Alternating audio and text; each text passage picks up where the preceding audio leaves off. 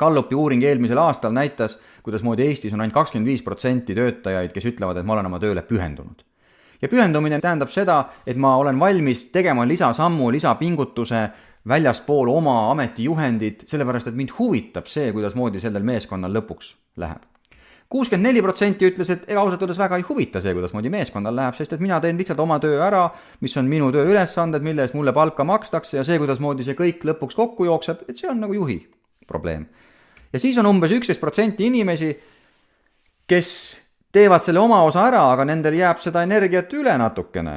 Ja selle asemel, et seda kasutada meeskonna juhi aitamiseks ja toetamiseks, kasutavad nad seda siis pigem selle meeskonna saboteerimiseks.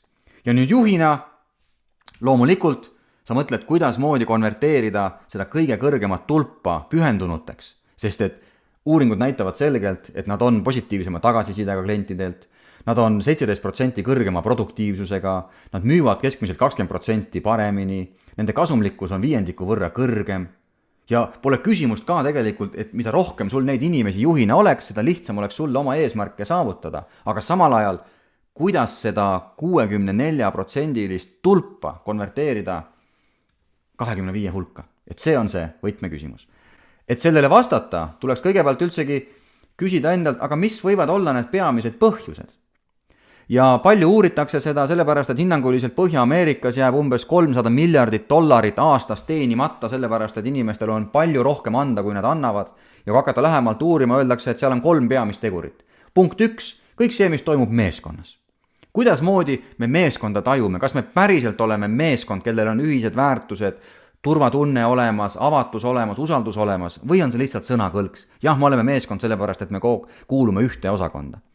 Teisel kohal on siis tähtsuselt tegevjuht, peadirektor ehk siis isik, keda teatakse selle organisatsiooni juhina, et kuidas teda tajutakse, kas usutakse sellesse inimesse, kas usutakse ja nähakse temast kui tõelist liidrit, kelle poolt juhitud organisatsiooni tahetakse aidata missiooni elluviimisel. Või on see keegi, kes on sinna kuidagi mis iganes kaalutlustel sattunud, tal ei ole erilisi juhi omadusi, erilisi liidri omadusi, tema käitumisest on näha, et teda huvitab ainult see, kuidas moodi ise võib-olla kiiremini rikkaks saada ja muidugi see mõjutab kõik inimesi, kes seal organisatsioonis töötavad. Aga siiski kõige olulisem aspekt on see, missugune on minu suhe oma otsese juhiga. Kui turvaline see on?